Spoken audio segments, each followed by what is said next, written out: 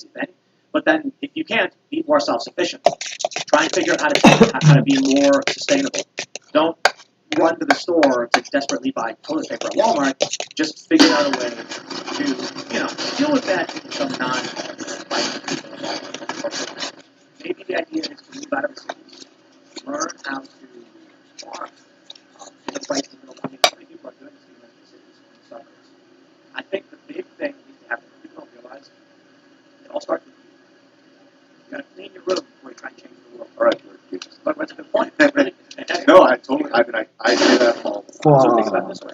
Imagine if every single person right now was upset with the system said, "I'm not going to participate.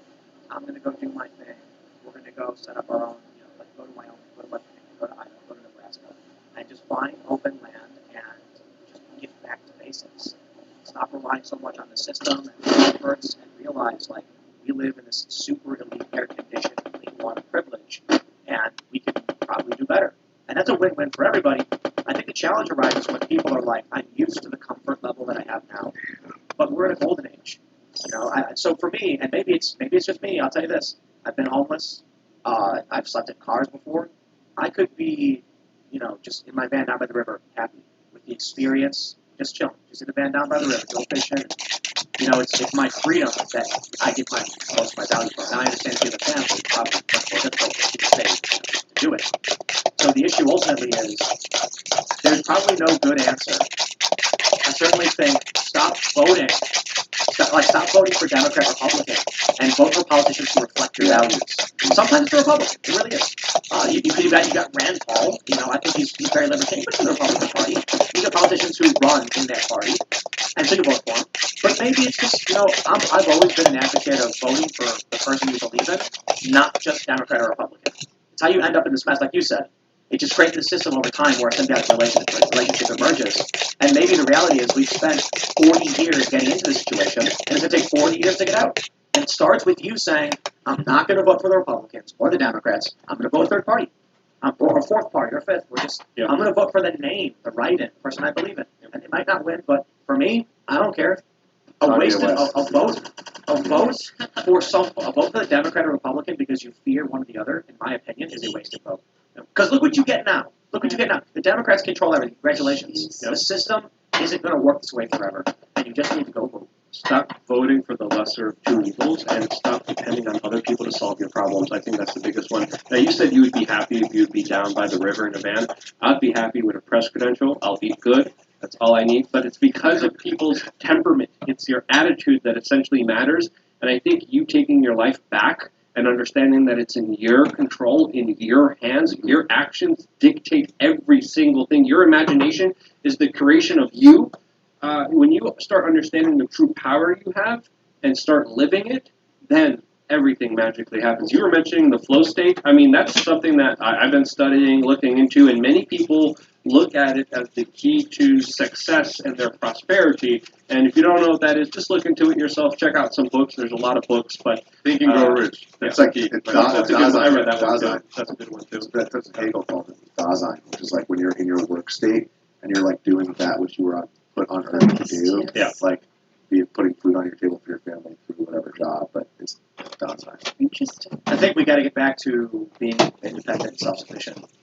Like you just said, Luke, stop relying on other people. Mike Cernovich had an interesting quote.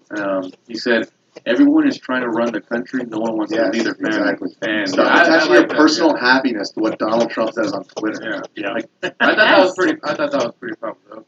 Yeah, maybe People are stoics. Yeah, people who build careers by having all these notifications set up that as soon as Trump tweets, they get the notification, they can respond right away. Man, you need to find something to do there. We got Daniel Maxwell says, Pence requires all factions involved to desire peace. Violence occurs when one of the factions decides. Peace requires all factions involved to desire peace, not Pence. Violence occurs when one of the factions decides to use force to get what they want. War happens when one of the other factions chooses to defend themselves. Right? And that's, I guess, why things are getting scary, man. Yeah. Andre Beltran says, Wall Street Journal just posted, Trump should resign to avoid a second impeachment. I thought people knew it didn't completely go through the first time. Trump will not be, everything's on Pence right now. 25th Amendment requires Mike Pence to initiate some kind of removal. Then there's a vote. Impeachment requires Mike Pence to break the tie. Wait, but here's my question: is like, okay, so there's like 2 weeks left now, less than 2 weeks. Yeah, less than 2 weeks. Is the point here anything to do with like insurrection and the safety of people in the country, or does it have to do with tarnishing and stamping out the legacy I think of Trump? It could also be another factor is that I believe if he is removed by the Article 25, or if he's impeached the second time, either or, that he can't run for a second term. And I think that's also playing a role. That they don't want. Mark Levin, right? Yeah. I know. I was reading something that's also playing a fact that they don't want Trump to run in 2024 because I mean they still know that he still has that a big hand in that populist wave on the right. So we got a good one here from Bones. He says, "What happened last night has me so conflicted. But what I do know is that all of us need to take a chill pill, and it's time to primary out everyone." Yes. Yeah, I agree 100%. Great comment. Right on, nail on the head. But I also think now is the opportunity for these people and all their anger, at 74 million, to stop voting Republican. Okay, listen. People keep saying, but if you don't vote for Republicans and the Democrats win, well, they won. Congratulations. They're all here. You could have at least started something new that represented your values and restored faith in the system in a much better way. And that's it. I think the issue is too many people are scared of the other. So that's why it's Democrat, Republican, Democrat, Republican. So that's the only way we end up going. That's why I don't really care to vote for the most part. But I thought Trump had some things that could. All right, let's see what we got here. One individual says that is advocating for the peaceful secession from the Union, but I don't think that's possible. No. A lot of people have said peaceful divorce. I don't see that. Wait, who's seceding from who, though? Like, there's that meme about the United States of Canada and Jesus Land. Oh, okay, I got Like you. the blue Jesus Land states United and States the of red Canada. states just like, draw a dividing line. Yeah, it's a really interesting point Mike Cernovich brings up. Everybody wants to leave the country. Isn't it simple to just feel like, how about we let red states be, have their own laws, like just ease up on the federal States' rights? Yeah, like 10th Amendment. go back a little bit towards states' rights, just so people Let's go back to the Articles of Confederation, and everybody has their own money, and there's like Yeah. 80 different kinds of money. That'd be awesome. I like that. Let's see. Let's grab some super chats here. Let's see. Leor Engelstein says, I was there in the beginning, but before it became super crazy. The switch happened when the news of the Pence letter came out.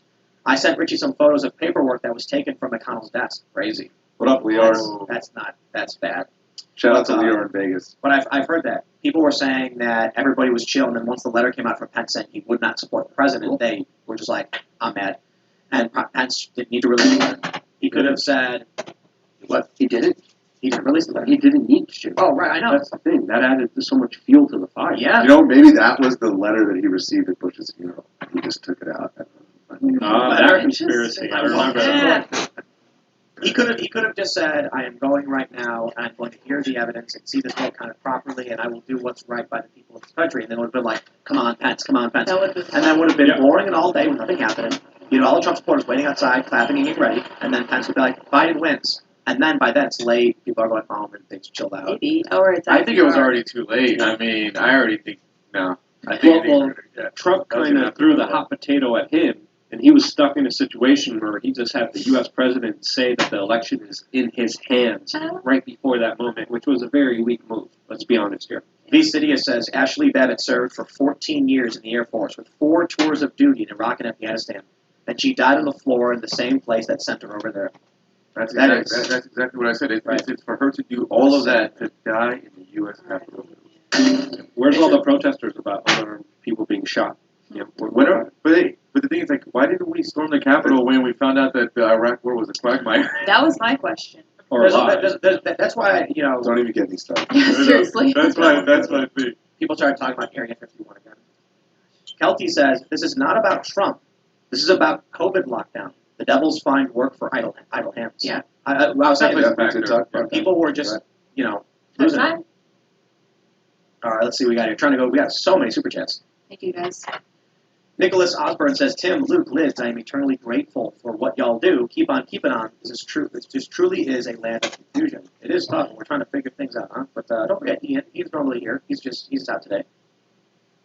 Jake says, stop clutching your pearls like the rebels cost Trump anything. All they did was stop the Republicans from pretending like they cared about certifying.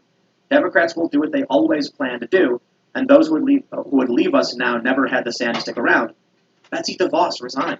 Like, that was huge for Trump and the Trump supporters. You know, and a lot of other people have resigned too. I think it was a net negative. I mean, even in terms of life lost was obvious. What was gained? That's the real, like, what was won by that? Nothing. I mean, optics was Well, horrible. Though. Yeah, we lost optics. There's always Right? there's always a quote from Iron Man. You guys see Iron Man 2? Ivan Vanko. If you make God bleed, then there will be blood in the water and the sharks will come. I think the last thing you want is for this country to be shown to be weak, especially at a time when China is advancing. Yeah, in Iran right now. Like, of all the times to expose weakness in this country, that was yikes. That's not even about Trump or Democrats. That's about the fact that China's doing beaching drills, and we got Joe Biden in office. It's easier to get in the United States Capitol than it is to get into a bar when you're 18 years old. Well, I mean, You had hundreds of I thousands tried. of people. I tried. Trust me, I tried to do that, and I didn't get into that bar, but I got. You've got hundreds of thousands of people Walked right in in. DC, and people are freaking out like all of the money we spent on security and they were breaching. That is, it's like the worst possible time for this to happen. All you have to do is take a towel and a bunch of ice, and you could have gone into any bar through the back That's door. well. There you go. T-List says, Tim, I love your work. I'm considering pursuing a career in journalism, but seeing the state of the media makes me question if my work would always be restricted. Is journalism a career worth pursuing in our time? I don't know. What do you say? It should be, but everything is de-incentivizing people from doing it because it's hazardous. It's becoming more and more dangerous. And the likelihood of you, as an independent person, making it is becoming harder and harder, especially with all the censorship efforts and the mainstream media just getting the dominant search results, the dominant headlines, the dominant algorithm feeds. But that's something that I don't want to say. I want to say do it. Go for it because you can make it if you truly believe in yourself. The odds are stacked against you, but when you do make it, it's going to be worth it so much more, and you're going to be so much more important than you even realize. Yeah, and if you're asking yourself that question, then I think that you're going in with the right mindset, which is, you're doing it for the right reasons. So. All right, we got a very important super chat here from David Brady. He says, hey, Tim, donated $10 earlier but couldn't attach my message. Loving Timcast IRL. I heard you play Magic the Gathering. How much to come play with you? Actually, so we're setting up the new website. It's coming along. We'll get it when we get it. We're going to have a VIP members section, and we're going to do events. So there will be like limited ticket sales for members. And the general idea is if you are a member of the podcast, you get exclusive content, you get access to the show. But then when we do events, there's a very limited set of tickets available for people to come to our outdoor events. And it's kind of cold right now. But then, we've got the new, if you see my Instagram videos, the garage setup. So we're going to do, music and stuff. And it'll be really small, especially because of COVID. But this will be like a really exclusive first come, first served member. So it's coming. And it's not going to be based on money. We had a conversation about, how do we do tiers for members? And the obvious one is, maybe if you give a bunch of money, you can come. And I'm like, your ability to come hang out with, how much money you have? That's not cool. I don't like that. I'm too lefty for that stuff now. Workers of the world unite, right? So my thing is, I guess the alternative is kind of like a first come, first serve, which means we'll send out a notice hey, members, we got 10 tickets, and then boom, they're all sold. And then you can come hang out. It is what it is, we try our best, but some things are just resources are finite, right? All right, let's see what we got here. Meridian Forest says, I had a lot of pride and faith when I joined the military, not for the country, but for the people. And now I can't really see myself supporting either the Democrats or Republicans because of the people I'd be standing by. I have always felt that way. Especially, I grew up with the Iraq War, you know what I mean? And I was surprised because I've got, on both sides of my family, military.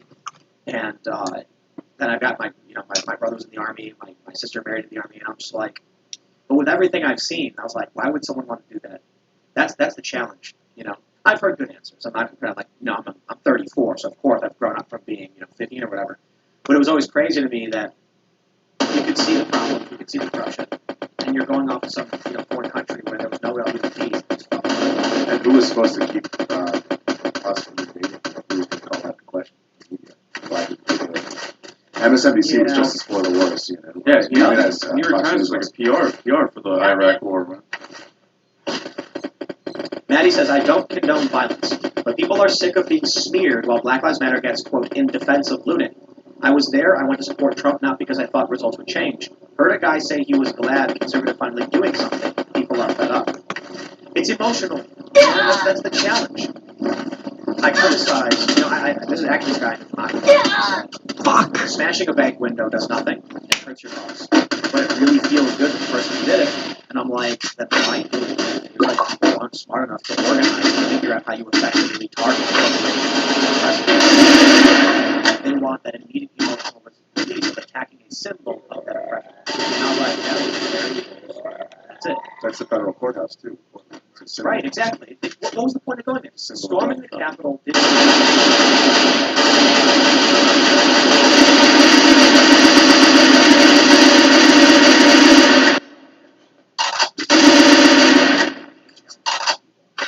And ultimately, this just created a pretext for some new, ridiculous security bill, more police forces. Well, at least it ended to fund the police. I've never been a big fan of military. I would imagine now, rallies, speeches in D.C., I mean, they're going to have that U.S. Capitol building. Instead of keeping on the side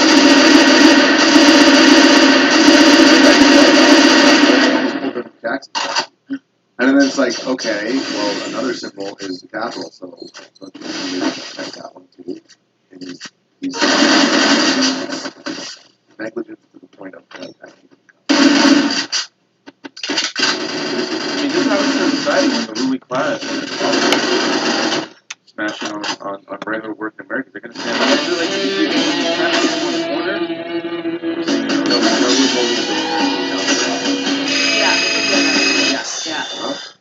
corner, because it's owned by a Robin Hood type guy named Jeff Bezos. Who has no connections to the CIA at all. I love that guy. All right, A Texan says. No comment. I did not say that. All right. A Texan says, Richie, I know what you're doing wearing that shirt. You mock me. Wife and I are happy. Y'all are safe. Take care, brother. Yeah. What do you do? It's a with this shirt? point break. It's Patrick Swayze and Keanu Reeves. Yeah. And this one says that's Bodhi. They call him the Bodhisattva on the back. It's typical. When do we get to go back talking about Movies, yes, Oh, it's the lockdown. It's making everybody cabin fever. When we go to the movie theater. Yes, please. Well, if you're in West Virginia, you go to the movie theater. That's the point. Yeah.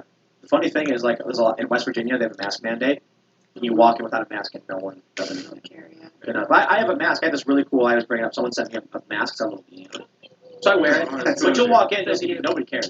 And it's like some people will be like, "Oh, wait, somebody's not wearing a mask." I'm like, man, that's very West Virginia. You know what I mean? Like you see somebody not wearing a mask, instead of going up to them and yelling at them, putting yourself at risk, you say, "I'm going to avoid that person." You know what I mean? I mean, Works out. smart, right? It's the opposite in California, too. Yeah. You get points. It's like they want to get sick. Rusty Shackelford says Tim Pool has been yelling into the void of the internet for months at the establishment and the traders. Now he is acting like a coward when people act. Yeah, you're a shill right now, Tim Pool. It's funny that I'm like, here's what wins hearts and minds in a fifth generational warfare context and allows you to win elections. And then they're like, yeah, but we want to break a window. And I'm like, but I criticize people who break the windows. You may say that I'm railing on the establishment. I railed on Antifa. Why? Because they went around smashing windows and destroying businesses. And then when the cops came out and violated the Constitution, I railed on the cops for violating the Constitution. It's about principle. There's an effective strategy to solving your problems, and this ain't it. So forgive me if my principles remain, for the most part, static when these things go down. All right, let's see what we got here. Eric Miller says, I think it's like people handling substances differently. People handle adrenaline differently. Your brain works an overclocked PC versus everybody else just mentally crashes. Oh, in reference to our time slowing down. Yeah. I think there's a lot of people who just they freak out and their brain is like, it can't work. And there are some people that just like heightened senses, everything slows down. You can see everything. It becomes weird, crystal clear. It's just like Matrix, bullets are super cool, super slow, that's what and you you poke it, and it just like floats away. And you're like, Well, it also depends on the situation and circumstance, because an individual who could have that kind of matrix response could also have a panicky one later on. Yeah. So there's incidences of both of them happening. That's also, a Keanu movie as well. I don't know. Yes. So in reference to my comment about the violence 400 years ago, Rez says, here's a few in the last years: Ukraine, Armenia, Kyrgyzstan, Georgia, Russia, Belarus, Macedonia, Serbia, Bosnia, Moldova, Romania, and they all lead to change. Is what's going on in many of these countries like a positive thing right now? Russia has been. I mean, I guess the Soviet Union was more of an economic collapse. Is that it was just like this?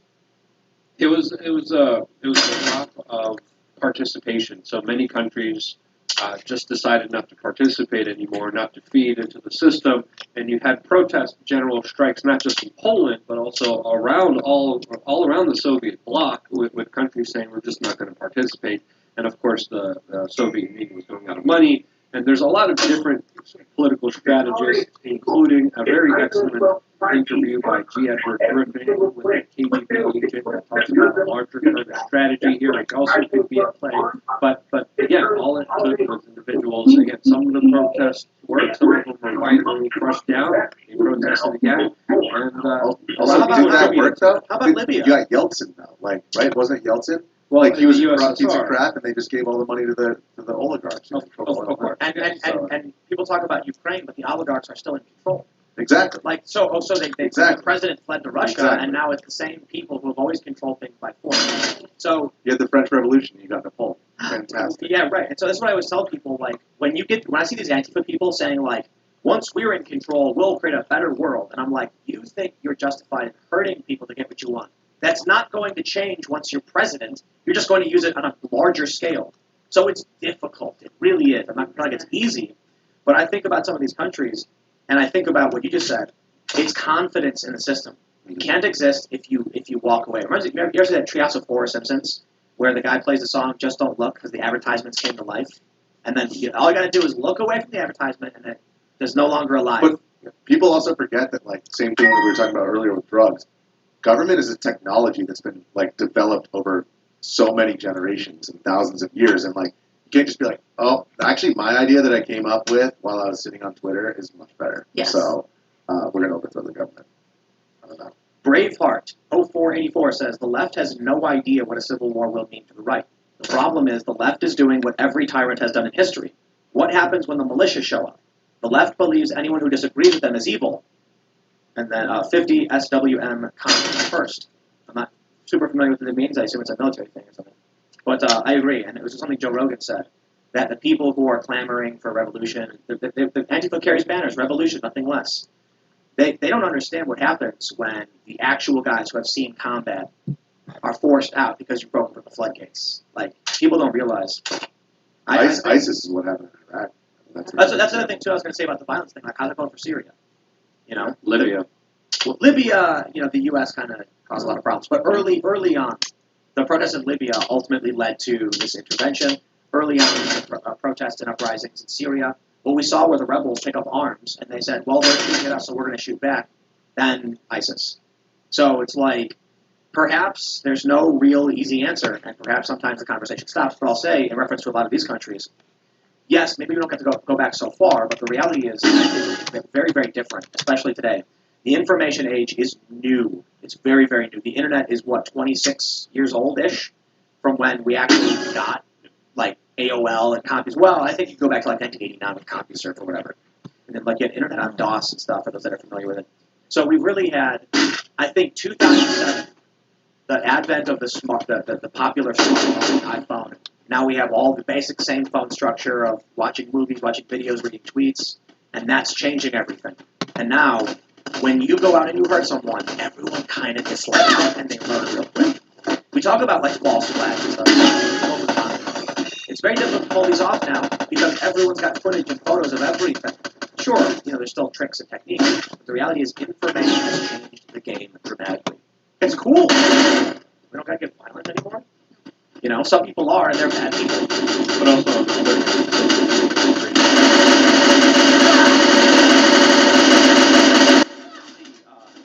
I Leaked says, shout out to the want to donate just in case they can place the video. Your guests are top tonight. Cheers, guys. Oh, we got some legit journalists around the ground covering stuff. Let's see.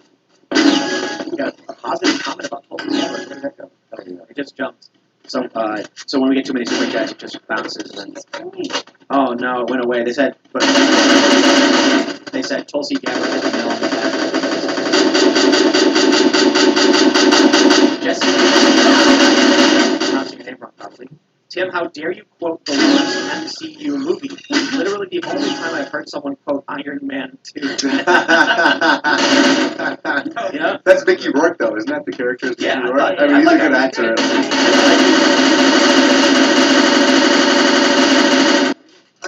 Iron Man 2, yeah. And he's fighting with Ivan.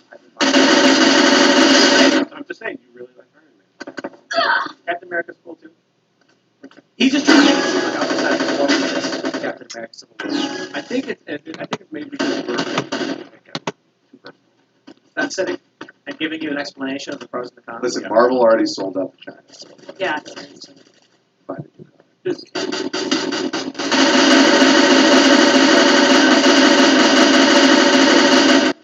Yeah. Everyone keeps saying struggle with China. I went through it a million times. That's impressive. Then Busher says, it's really easy to say violence is wrong and storming the Capitol is wrong when you have a peaceful job. In fact, prospering in a crisis. Love the show, just disagree. That's a fair point. No, I That's a really no, good point. I still don't, I disagree. Well, I still think that it's people in the media still have jobs. In fact, more people are paying attention to the media. So it's easy to, to now. We don't know if it's is a good point. It's not like I'm. I think we were doing actually a lot better before the lockdown started, and there was a big when restaurants. That's true. A massive portion of ad rates are due to local businesses advertising their services, and people got shut down. Yeah. But truth be told, my company is not suffering. We're doing well here, so because it might be hard and you're suffering from lockdown. Destroying the capital, the solution, it doesn't make it work. And my thing is, and this is just me, I know some people don't agree, but I'm going to tell you what I think. I would, personally, if I saw the system breaking down and the Democrats have won the election, Trump has won, so that's the direction it's gone. The election, you didn't get your way. I'd rather go farm. And if I can't work, I will survive for myself. And I think that's something about growing up and being homeless and being on the south side and being poor. I have no expectations from the system to support me in any way. In fact, I just think typically it's a detriment in some capacity. So I'll rely on myself. If I need food, I got to get food. It's harder when you have a family that I get. But maybe what needs to happen is people need to realize you might have to live like humans had to live. You might have to farm, build your own stuff, trade, and be self-sustaining and be independent and not sit there and be like, when will the government allow me to run my business again? Because maybe they won't. And maybe the elections didn't give you the outcome you wanted because the Democrats want the lockdowns. I mean, Joe Biden campaigned on locking down heavily. And Fauci and Bill Gates have both said normalcy won't come back until 2022. When all these people vote for this, then what do you do? Other than fight for yourself, I guess. It's not easy and there's no good answer. Wear a mask, stay inside, and shut up. But then when you run out of food, eventually you have to leave and go find Order food. it on Amazon. Or, no, I mean if you have no money, you can't pay your rent. Yeah, not here. At a certain point, you got to sleep over night. I love how they're just dumb and clumsy. Yeah. Odra Noel, Zenitran, China is vulnerable right now. They're requesting grain from the surrounding countries around them, and trade war with Aussies led them to running out of coal for their steel production. They're taking firewood and coal from their citizens to keep up with steel production. Well, they went after the Aussies. Well, that's another thing we were discussing with China Uncensored here, is that China is not this huge, big, mighty empire. They're someone that is supported by the U.S. establishment, but also a country geopolitically not in a good position with lack of really important resources that they are desperately trying to get right now. Don't mess with the Aussies. I gotta agree with this one. Ted II says the memes on iFunny right now about all of this are on fire. The exact opposite of what CNN and others are saying to the voice of the people. Well, I agree that there's a bunch of hilarious memes, like the one where it says 2020 was a weird year, and then it says 6 days into 2021, it's the Viking guy, vice president of the Senate, like, Now banned on Facebook. now banned on Facebook because fun is verboten. Sorry, not allowed. Only fear. Todd Masson says, Luke, I will buy you an I Am a Gorilla shirt if you get me one of those that you have. Maybe. What kind of gorilla shirts do you have? Well, no, we're making the. Yeah, the whole weekend. Yeah, maybe. It's probably going to be ready soon. We just need the graphic design and then the I Am a Gorilla love You're yourself. competing with me now in my t-shirt business. What do you mean? We have a t-shirt pinned right now. That's too young. I just figured this out because YouTube's been like on the fritz. They changed something and then like weird things keep happening. Yeah. We had the other day a 6.5 hour live stream of nothing. Just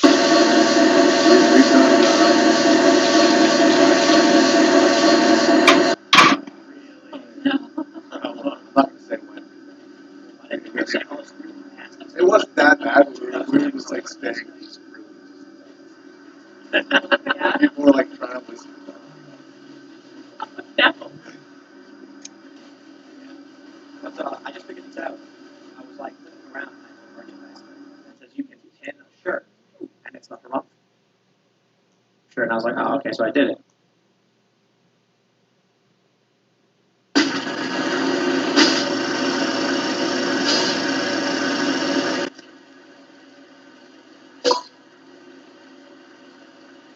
For you to exempt the crazy Jurassic Eden that is Florida. It's Florida. Florida is one of those last bastions of the American dream because a lot of I'm not reading that last part. It's a reference to drugs. But I really live in Florida. The problem is no one goes outside. I live in Miami. No one goes outside. I was supposed to be in Florida. I Right, still why? might be in Florida, So by the way. they don't go outside because it's always like 90 degrees maximum humidity. But when it rains, it's awesome. Like every day, it's like a typhoon. It's like a monsoon. I'm outside, and it's just not that crazy. But in Miami, you drive around, no one's outside except for January and February, and all of the windows of all of the businesses are drenched in condensation because the AC's on full blast and the humidity's maxed out. So like you drive around and you don't see people. You go to Miami Beach and there's tons of people, but you're driving around in the Miami general area. I remember wanting to go out and skate, and it was just so miserable because you'd go out sweltering in humidity, park would be empty. But in January and February, that's when it was okay. That was the one time.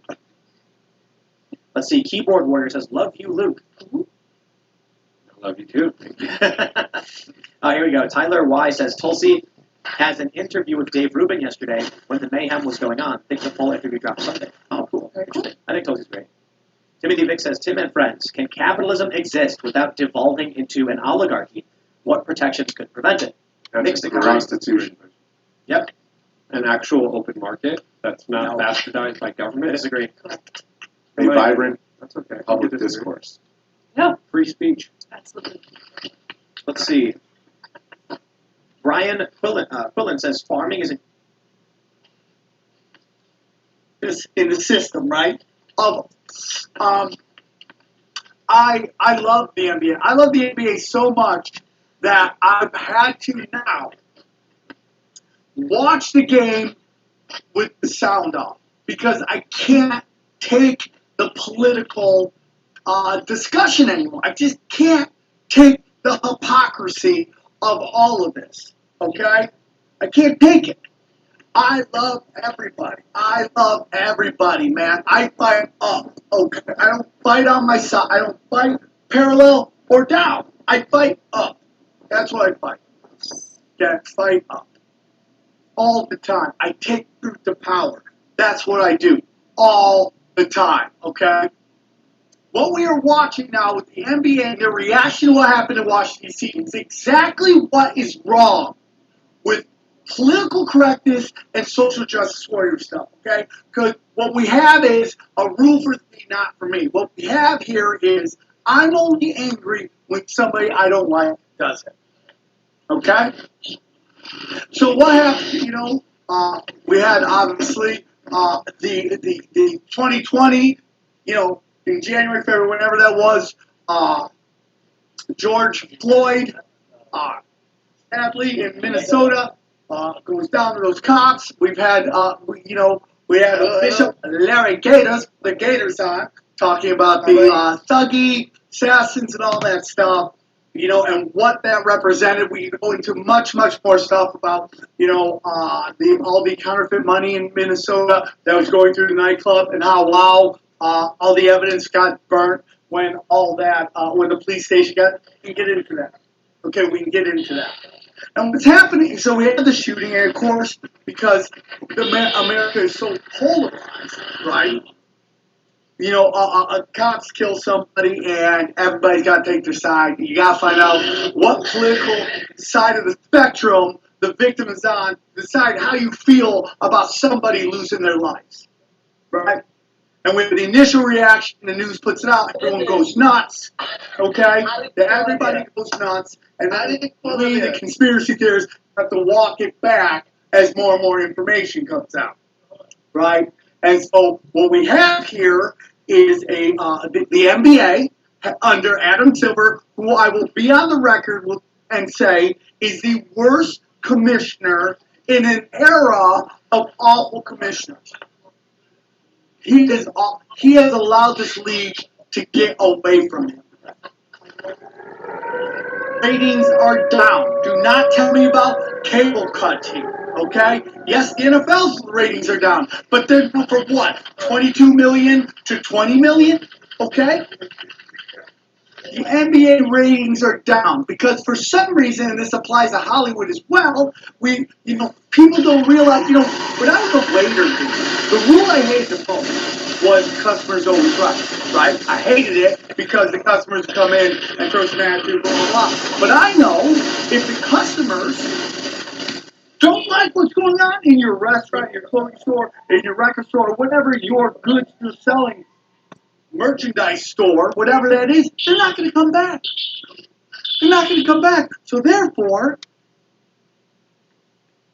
the customer's always right. But yet in entertainment, which is ran by, make no doubts about it, trust fund, private school children, okay, who've grown up and taken the position of power, they have completely and utterly decided that rule does not apply, and they're going to crash and burn everything. So, what I'll tell you is personally, I believe the NBA, even on a level, is sacrificial to these guys who make their money in gods, which is gold, oil, drugs, and slavery. That's where the real money comes from. Okay, the real money comes from. Okay. These things so the NBA is getting really political. Adam Silver has allowed the players to take over. Now, I'm a union guy. I'm for the workers' rights until it starts affecting profits. Okay? Because, never hate a guy for making $1. All right?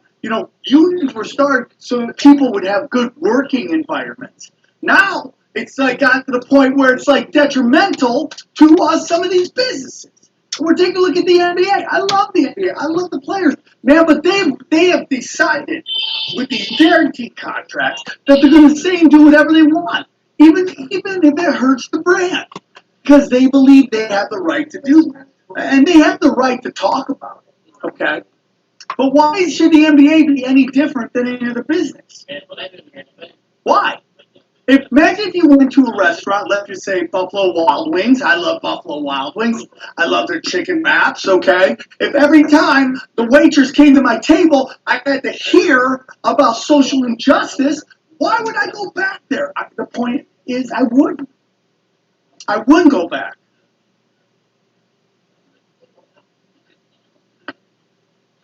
All right? I wouldn't go back. So what we have over this, after the George Floyd murders, okay, and then the guy in Atlanta, sadly, and then Breonna Taylor, and then all this stuff was we were bombarded by the NBA with millionaires, okay, millionaires telling us about how the system is completely corrupt and broken. Now, I know what people are going to say NBA players have the right to 100%. 100% they have the right to say. But we also have to put stuff in perspective. The NBA is 420 players. in the world. So you'll hear some women in the NBA going, I wish I could play in the NBA, but I can't because I'm winning. Oh, if you could average 5 points in the NBA, they would find a way to get you in if you were.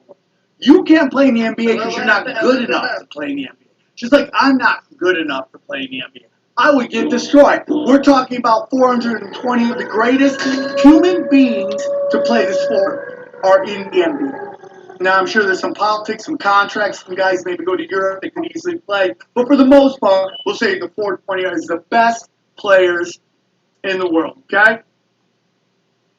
And you're lecturing, and most of these guys, due to the internet, like I've been following Zion Williamson since he was about in 6th grade. Most of these guys have been famous since they realized that they had top-level skills. LeBron James, who lectures us about how hard life is, okay? LeBron James has, in fact, okay, he's in fact been famous since he's 14 years old. And got kicked out of his high school tournament for driving a Hummer. Back when a Hummer was like 3 blocks wide, and you had to have a fucking beeper just to talk to the other person on the other side. That's how big and expensive they were. And he rolled into the school, and they kicked him out, and everybody wanted to make it like he was a victim. And then, he goes there, and any player LeBron James ever wanted on his team, the NBA has bent over backwards to help him get him, except for one, and that's Damian Lillard. Everybody else he's asked for, he's gotten on his team. He's had a story about something going on about someone making a racial slur on his house. That was never proven to be real. And as he lectures us about how the system is completely and utterly corrupt, okay, he buys a $30 million mansion, okay? So we have these NBA players, okay, marching because of injustice in the system, right? And then what happens? And then what happens, right? And then what happens? Okay? We have what happens in D.C. January 6th yesterday. And what are the NBA players doing right now? They are calling this terrorism. They're saying what happened yesterday was a terrorist act. So as they spent the summer lecturing us about an unjust system, and they marched in marches that turned into riots that burnt down middle-class and lower-class businesses, throwing people out of work, okay? They now have labeled people marching against the people who created the system in which they browbeat us down and told us that was fucking unjust. I said from the start, man. Don't burn down businesses. If you got problems with stuff, you have to take it to the politicians. Now, I'm not saying violence at all. I don't agree with that. But I'm saying putting some scare into them is the first step, man. It is first and the right step.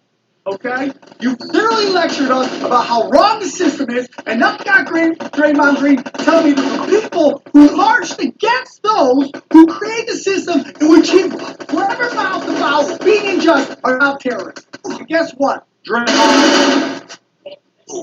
Guess what? LeBron. Guess what the British probably called the Americans who pushed back in the Revolutionary War? Guess what they called them? Probably terrorists. I'm against cops shooting anybody unjustly. Okay? I don't need to find out what political side of the spectrum the victim's on to be upset. Okay? I don't have to do it. I'm a grown-ass man.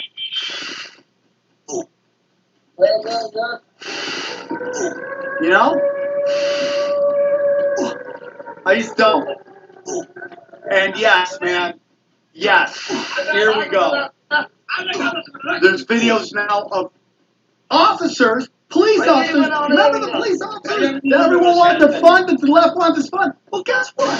There's videos of them marching, fucking escorting Antifa into Washington, D.C., into the Capitol. It's all crazy. They want martial law.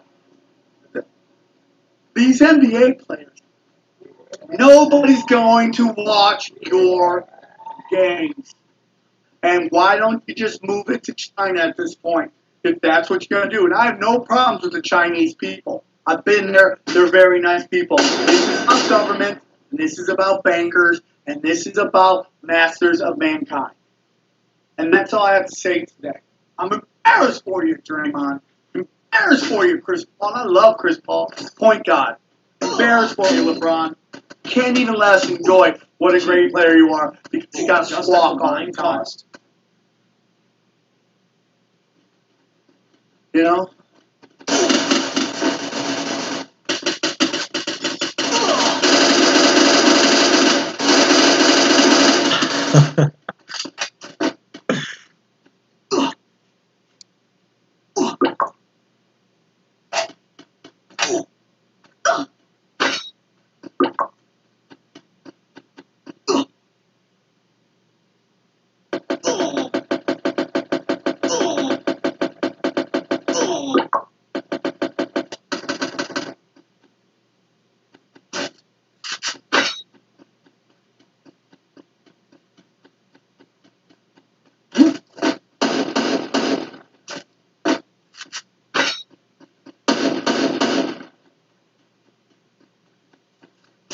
Don't you think you maybe should protect that one too in these times?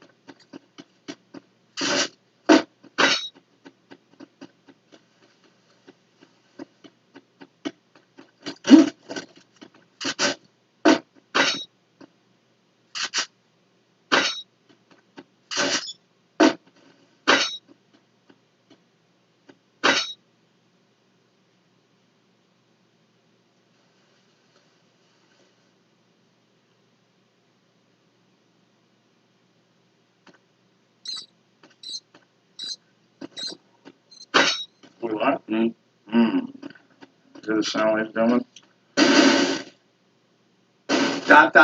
Bitch. What I like about it, what I think is interesting, is you can personalize your goals, which is it's kind of great. They're so strong. We can't even wrap our heads around how strong those fucking things are. But you can be stronger with kettlebells. We sell regular kettlebells too. If you're one of those conservative, no nonsense type who doesn't want to.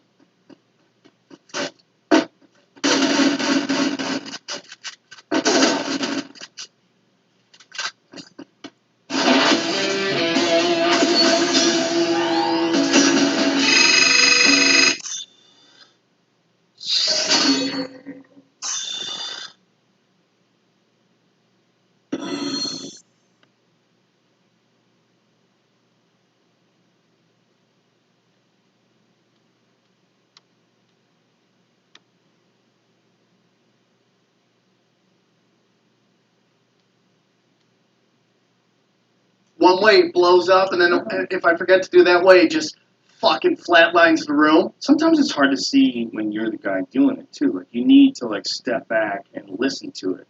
And when you listen to it, and you're all quiet. You're not saying a word. You're listening to yourself. Sometimes you go, "Oh, that comes out wrong." You know, I meant it sounds more like this, or maybe people could possibly think that instead of this, or you know, it's just good to listen to it. It's not fun. It's not enjoyable. You know, but like if I'm especially if I'm on a plane or something like that, I got to go somewhere. We were talking earlier about like getting really rusty. The thing that saves you from getting really rusty is listening, going over the bits, making notes. Then once you start doing it, it'll kind of come out naturally. I think you're totally right. I should do it more. I don't know why I don't. I just like to do it organically, and I think it's a horrible Because you're a lazy bitch. Dude, you say I'm a lazy bitch. That's not the first time you've said that. I work. I got a million irons going. I'm just got a million irons going. From the moment I wake up to the moment I go to bed, I'm just working these irons. Man. Right, but you're also working some irons that are unnecessary in comparison to that iron. Maybe. The iron of sitting and listening to material, but that's actually like work. It's like writing. It's like sitting in front of the computer and writing. There's a lot of friends that I know that are really good comedians that don't ever do that.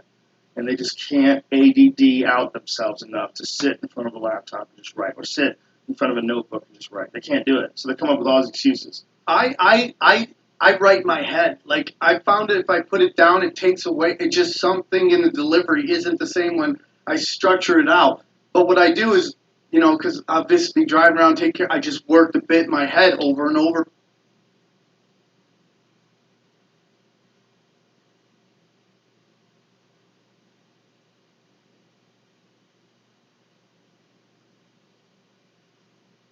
Serotonin, SSRI, Right. and they take 5-HTP, you can get this serotonin syndrome. Yeah. The other thing about serotonin, I mean, we always think about it as being... Dose of 5-HTP help people who have HIV that have low T cell counts. Does that make sense? Is it That's the same interesting. thing? I've never thought about that. I mean... That's an issue, right, with AIDS patients? Yeah, I mean, well, there's a lot of issues, but yeah, they definitely do have low T cell. I don't know. That's a really good question, Joe. Actually, I'm pretty impressed. That's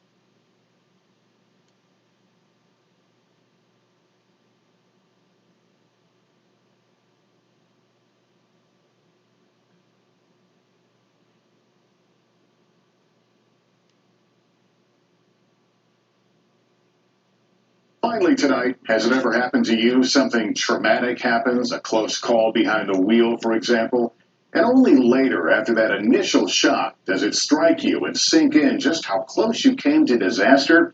That's the feeling I woke up with this morning. I suspect I'm not alone.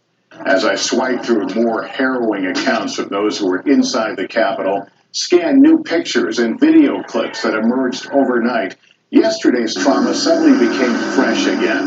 I shudder to think just how close to the edge our democracy teetered in a sustained violent spasm of pure and simple revolt and terror. The fact that it happened at a time our country is already at its most vulnerable, suffering under this soul-crushing pandemic, is not only un-American, it's cruel. And to think that it was all fanned by a campaign of lies and phony conspiracies from guardians of democracy simply rips your heart out. Democracy, however, prevailed in the wee hours of the morning. The electoral votes confirmed. And in 13 days, we will have a new president, just as the framers intended.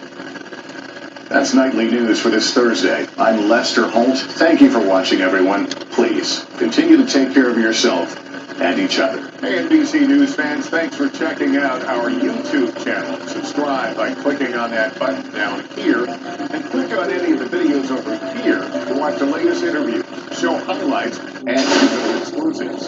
Thanks for watching.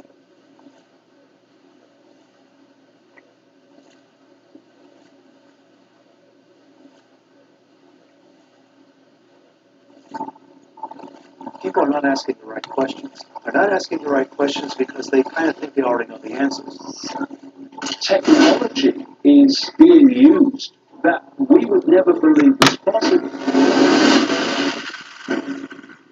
Beginning in 1954, gravity control was mastered. Nazi Germany, they were developing flying saucer technology using anti-gravity. With the reverse engineering of extraterrestrial vehicles, we figured out zero-point energy. If that were to come out, it would be the end of oil, coal, nuclear power, all of it.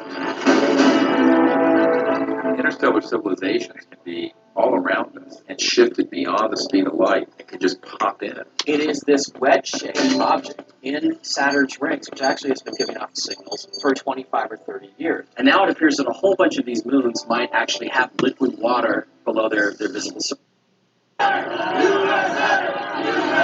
When the rioters rampaged through the Capitol, communities of color couldn't help but notice something. Suppose this had been a Black Lives Matter rally. Suppose this had been people of color storming the Capitol. A large crowd of white demonstrators breaking into the hallowed halls of Congress. A stark contrast to the heavy, militarized police response to the unrest after the deaths of George Floyd and Breonna Taylor, when Kentucky State Representative Attica Scott was arrested herself. To see in D.C. that white mobs were able to take over the Capitol building and then to have this slow response from law enforcement, that was extremely disturbing.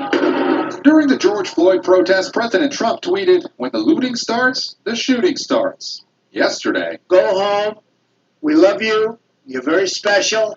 this video of an officer posing for a selfie is also fueling anger. No one can tell me that if had been a group of Black Lives Matter protesting yesterday, they wouldn't have been treated very, very differently. We would have been met with tremendous force. Wayne Carmaden is a former member of D.C.'s National Guard. It just shows that people are more privileged than other people, colored people. It's as simple as that. Today, Michelle Obama described the difference in law enforcement responses as painful. Hey, NBC News fans, thanks for checking out our YouTube channel. Subscribe by clicking on that button down here, and click on any of the videos over here to watch the latest interviews, show highlights, and digital exclusives. Thanks for watching.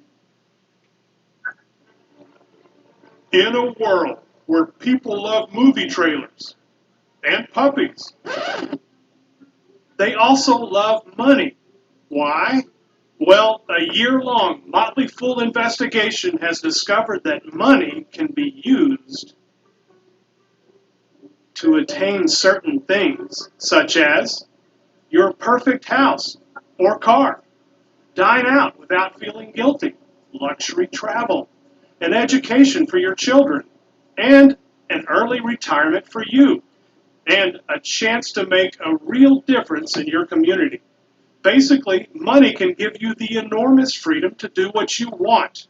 Another Motley Fool investigation has found that buying the right stocks can make money for you, the money that would allow you to do those certain types of things. And if you think you should have started investing in the market long ago, well, you're right. But it's never too late to get started.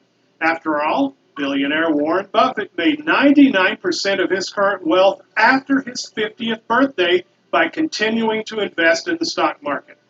Now, here's the good news for you. Because we are incredibly devoted to our mission to make the world smarter, happier, and richer, today we are giving away a free report called 5 Stocks for Building Wealth After 50, which, if all goes well, will help you with this part, which will definitely help you with this. But this, well, we can't do everything at once. Now, this free report is brought to you by Motley Fool co-founders Tom and David Gardner and Motley Fool Stock Advisor, which over its 17 years has recommended its members buy certain specific stocks like the really neat ones you see scrolling across the screen here. Our honesty, and our lawyers, compel us to admit that not every stock is done as well as these. But here's the honest-to-goodness bottom line. Motley Fool Stock Advisor's average stock pick has returned more than 325%, and that's more than tripling the return of the S&P 500 over that time period. Because we are convinced that it's never too late to build your fortune in the stock market, and because we kind of like you, you can grab your copy of 5...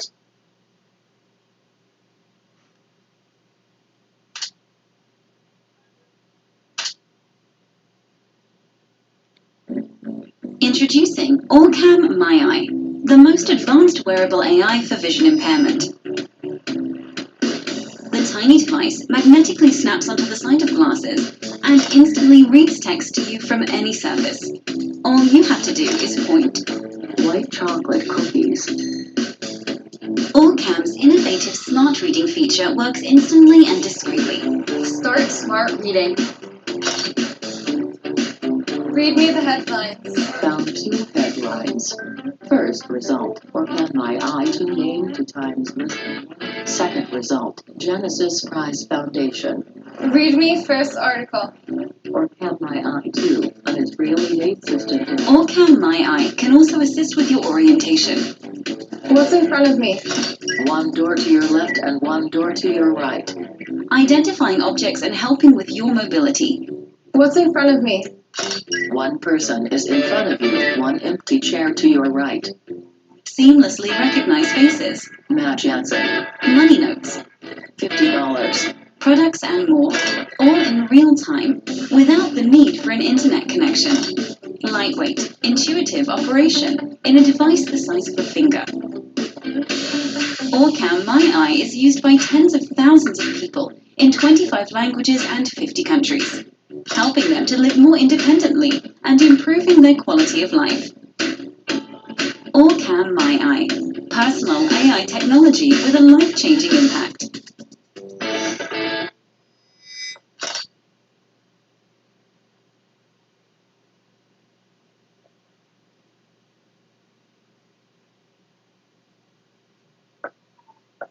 On those calls to invoke the 25th Amendment, which would declare the president unfit to remain in office, just how realistic is that? We want to bring in Pete Williams now. Pete, what do we know about this?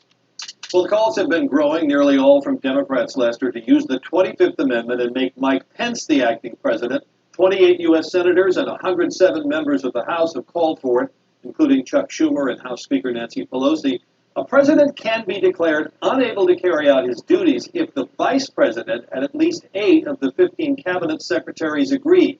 Highly unlikely now, with all of them Trump loyalists. Some members of Congress, though, worry that invoking the 25th Amendment would further inflame tensions. Hey, NBC News fans, thanks for checking out our YouTube channel. Subscribe by clicking on that button down here and click on any of the videos over here.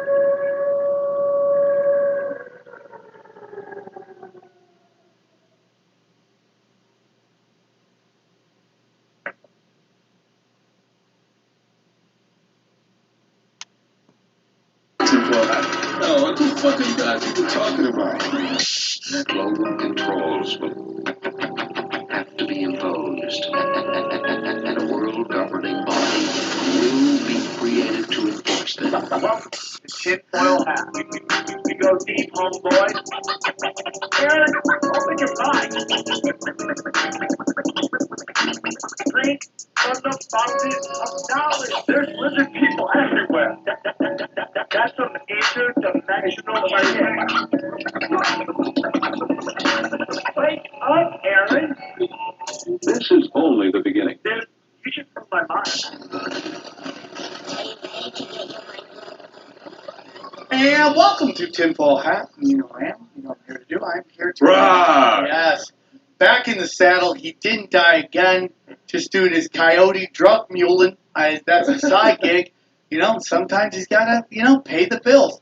Welcome back to the show, Xavier Guerrero. You're right. This time it was Denver. I had to do a little business down there. Did you do some stand-up, or what'd you do? Just some Sam Tripoli stuff. Okay, I like that. I don't even know what that means, but I'm in. Okay? What decade of Sam Tripoli? Yeah, what? That's a great question, Johnny. That's a great question. His Vegas years. Oh, shit. The early years. Danger. You know, it's very interesting. I went through different phases. My coke phase was until 2000. That's 30s? What are we talking?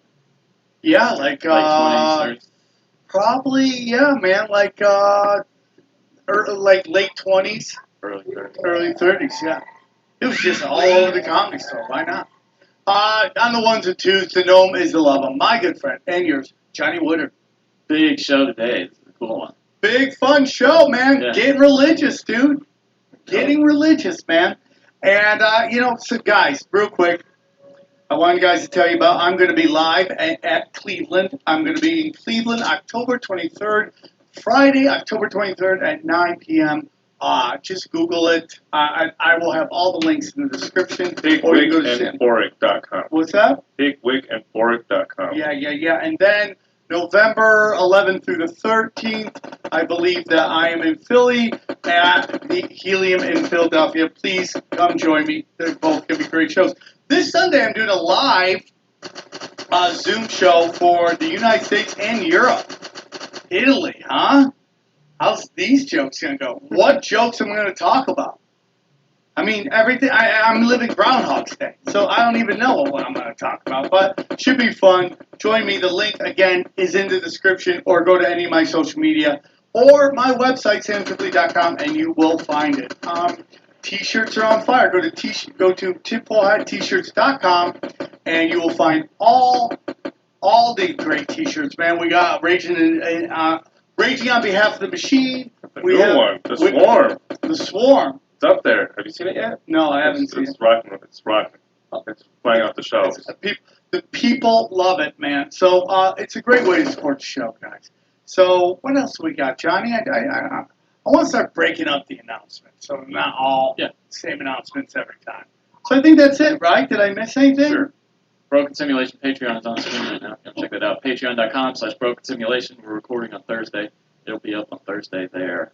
All right, man. So great show. We have a demonologist on, and our good friend returns to talk about these nasty. They're not. What do you think they are? They're demons. They're. Oh, he has a name for them. Molters. Yeah. Molters. We're going to talk some molters. Serial Guys, killers. enjoy the show. I love you very much. Good morning, Squad. All right, so let's get into it. Really excited to be back in the studio and having friends join us. He was on the last an episode earlier, and he's joining us again. He's my good friend. He's a Reiki practitioner and teacher. My good friend, Paul Dion Jr. How are you, Paul? I'm doing well, man. Thank you for having me back, bro. It's good to be here. Anytime. You're one of my favorite people in the world. You've done so much for me. Anything I could ever do, I'd love to pay you back. And you're a wonderful guest to have in on this topic today. So thank you for joining us.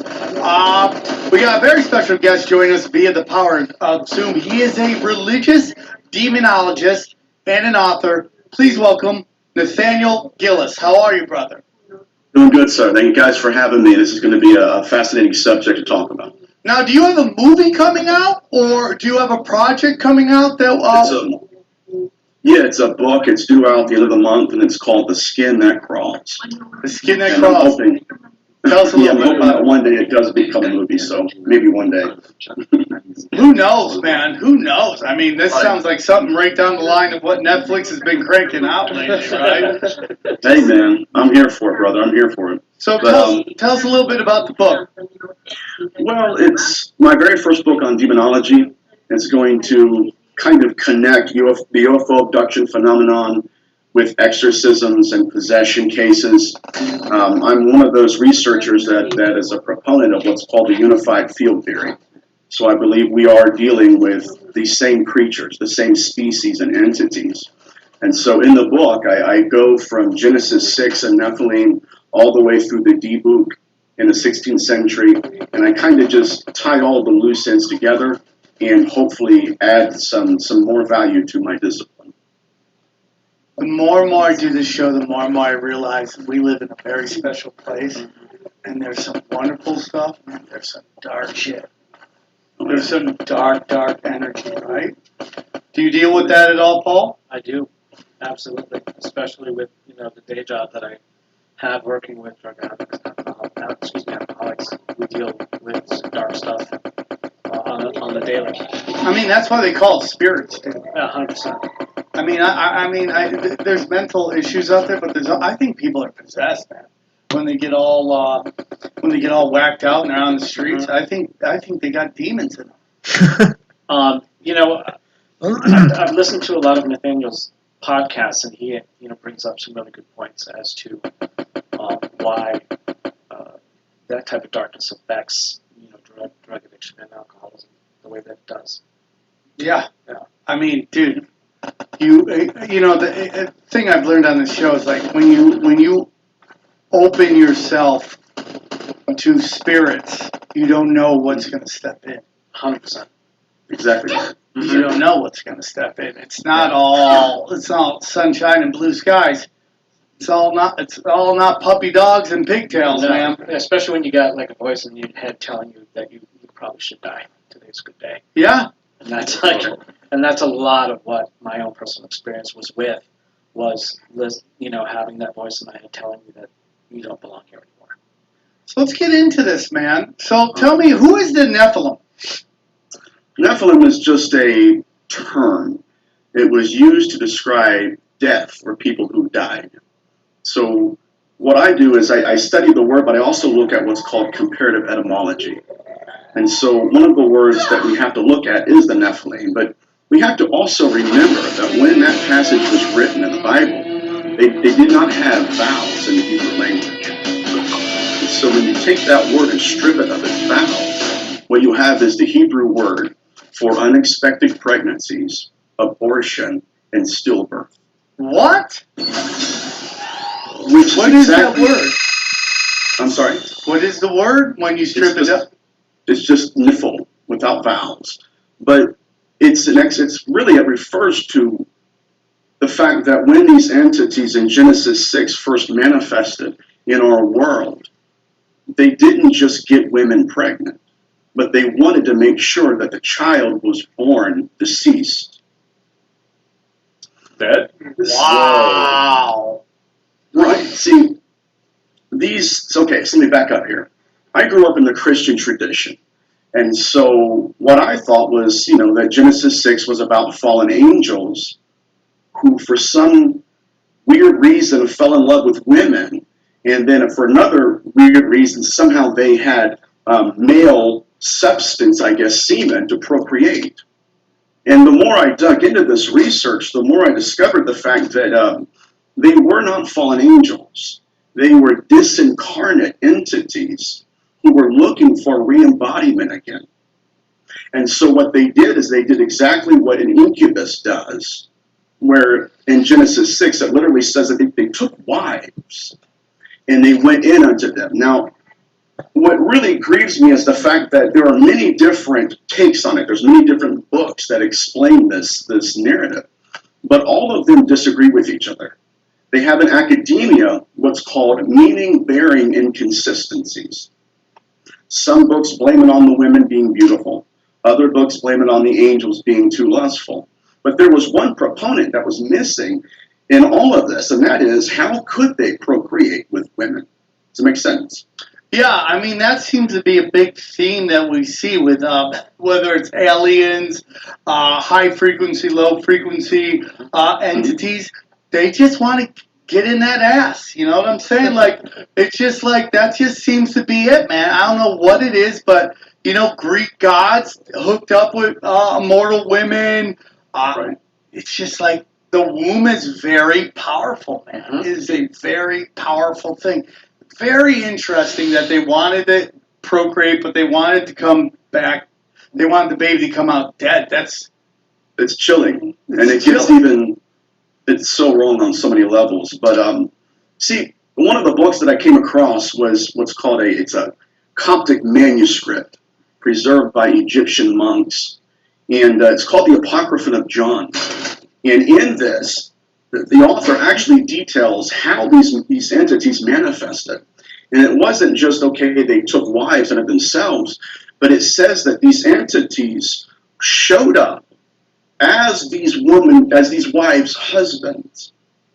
So imagine a woman is laying down one night and she looks and sees what appears to be her husband, and that husband coerces her into intercourse. This is what Apocrypha of John says. It's remarkable. And then once that entity, that incubus, gains consent, or whatever you want to call it actually, with that woman, at the moment through her womb. Even, is there a reason why they're stuck here? Because they were bad people, or they just got stuck here and now they're like, fuck, I gotta get out of here. Okay, so check this out. According to my research, these entities, it's almost as if when they molted, because I call these entities molters. When they molted their body, they were stuck in between worlds. And it was as if somewhere, that ethereal next dimension, that they learned a different value system, a different currency, and something that's completely alien to us in every way. So to answer that question more specifically, the entities that I've encountered, because I've had murder cases where these entities have possessed people, these entities have a serial killer pathology. They're incredibly intelligent. They will kill with impunity. And they'll come in and they'll come out.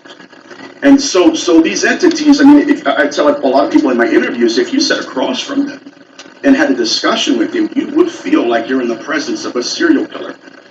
Because it's almost like they're psychopaths. And so I mean, what more of a psychopath in nature? I mean, they literally kill babies just in habit. So that's yes. Why? So they want to procreate, but why do they want the child dead if they're trying to come back? They're necromancers. And so what they do, I'm sorry. I was asking Paul because he said, do you know what that is? I do. Necromancers. What is it? Okay. A necromancer will inhabit like something that is dead. That its reanimation is their whole MO. I've got a few of them. They're not pleasant. No. Yeah, and that's why when I was listening and just to get to know you in your podcast, I did relate to a lot of that. That there's real darkness in the world, and really understanding that that kind of evil, what it would take to possess a person, what it takes to get that person to do something they normally would not do. Right. I don't want to jump ahead, but you talk about grooming. That grooming process, and that is something that we see. There's many ways to do that. How do you groom somebody who's dealing with drugs and alcohol to kill themselves? Exactly right. Do you know what I'm saying? Wow. Exactly. Yeah. Wow. The narcissistic nature of these entities, it's quite telling. And they do love bomb. They'll manipulate, especially women. They'll manipulate and try to move in on their victims. See, to answer your question about suicide, and especially within the context of possession, before we conform to them, they conform to us in the stage and process of grooming. And so the whole purpose of grooming us is to give us thoughts that are theirs. And to a point where once possession happens, we cannot tell the difference between our emotions and their emotions, our thoughts and their thoughts. And at that point, that living woman, they're doing the same thing. We even need new vocabulary for this stuff. I didn't even know the murder took place until they called me in there. But I go in there, and my goal is to find the entity, get names, sometimes.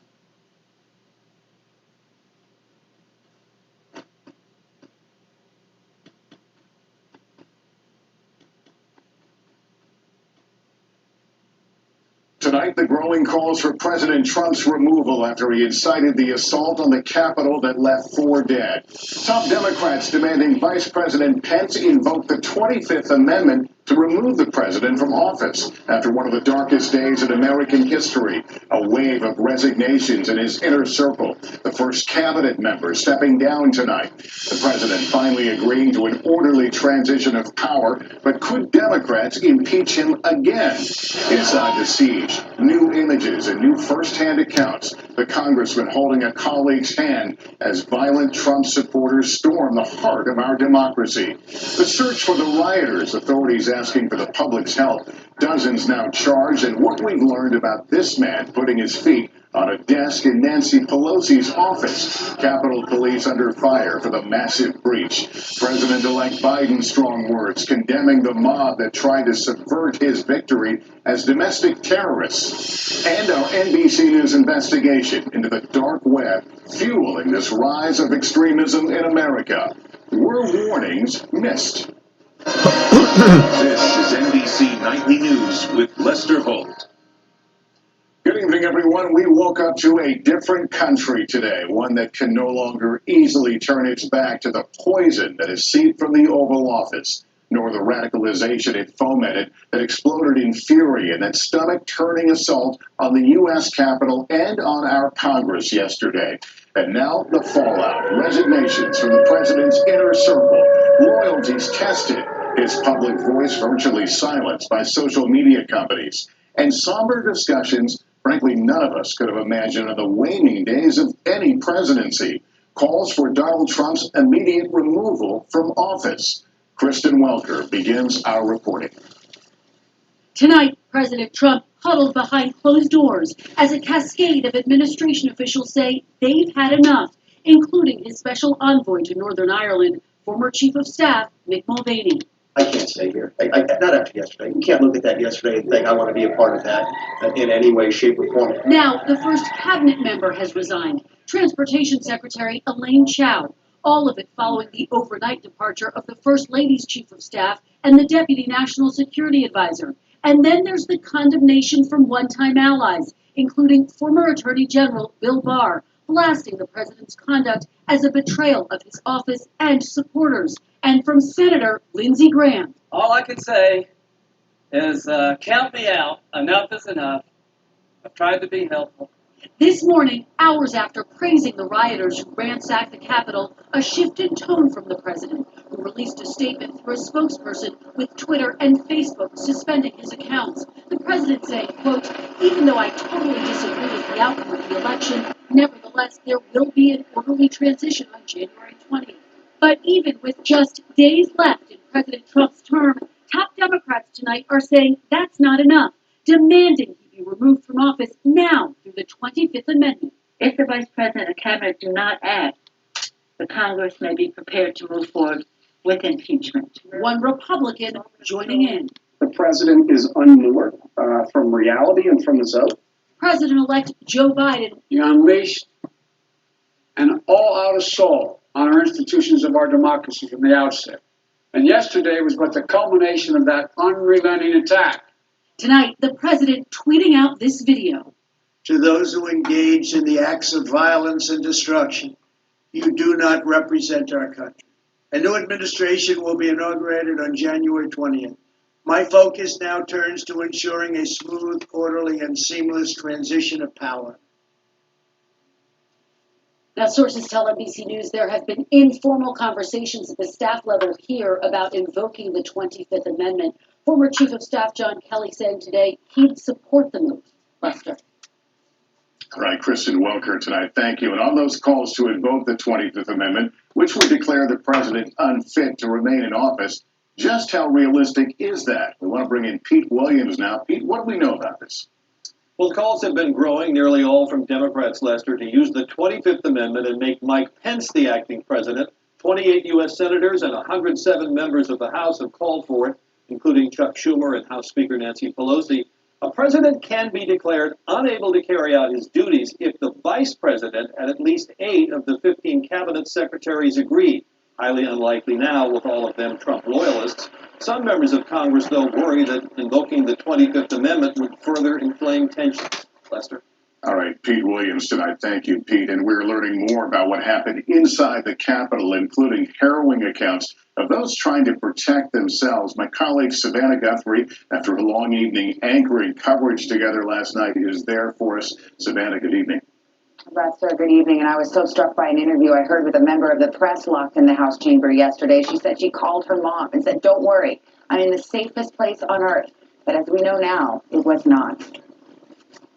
24 hours later, as the sun sets on Washington, memories of that mob breaching the Capitol still haunting members of Congress who were there. What I felt just 24 hours ago in the Capitol behind us is something that I haven't felt since I was in Afghanistan. Congressman Jason Crow, a former Army Ranger, trapped inside the House gallery and comforting his colleague. To think that as a member of Congress in 2021, in the U.S. Capitol on the House floor, that I was preparing to fight my way out of the People's House against a mob is just beyond troubling.